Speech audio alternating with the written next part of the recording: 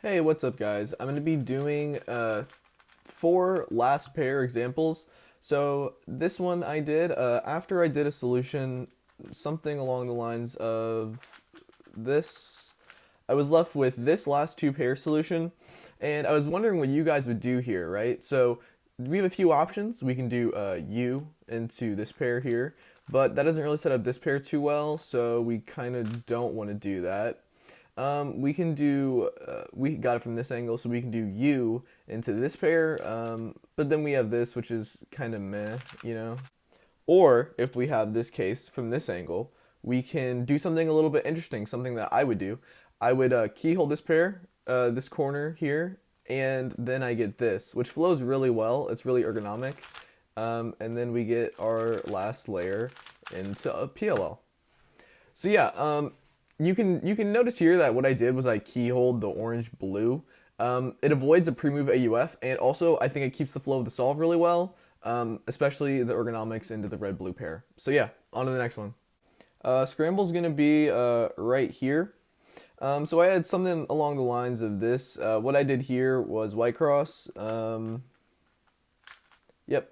and then we had these, and then I did these. So I was in this weird spot, and I didn't really know what to do here. We can rotate and do these, but I don't really think that's too good. We could also, from this angle, we could rotate and do this pair, but again, I don't really think that's too good. What I would do from this angle is something along the lines of a Jaden McNeil solution. So I would do an F move here to split these, and now I can insert this freely into this slot. So I would do something like this.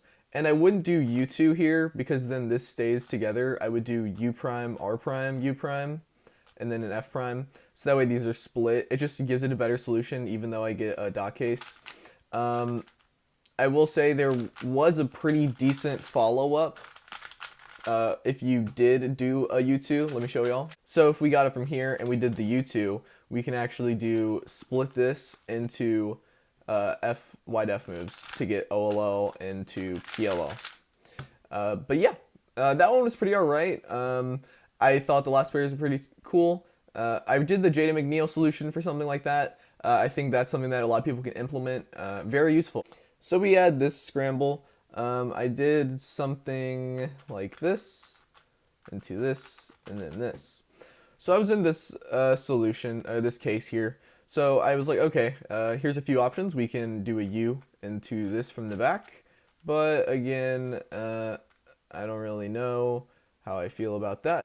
So we're here. We can also just take out this corner and then solve it like this. But then we have this pair and it's just not that good. So we really don't want to do that, even though it skips. What I would do in a situation like this is I notice the orientation of this corner here. So I can do a U and then an L, and now it's a 3-mover. So U2, R, U, R prime, and then to solve this cross edge back, I do an L prime, and now I can pair these up another 3-mover. Easy ZB that I don't know, you can roast me in the comments. There are going to be some cases where you can do stuff like that. You can manipulate the L layer if they're diagonal, and that can lead to a better solution. Just something to look out for. And then one last little bonus case. I lost the scramble for this, but we can see here I was kind of bad. I forced my first 2 pairs in the front to be solved, but I was looking ahead and I knew that I could keyhole this in the back with a D prime and then solve the corner. And then that sets up for a really nice little wide F solution. So yeah, thought that was cool. You can do it like this. Pretty cool last 2 pairs. But yeah, that's going to be all the examples.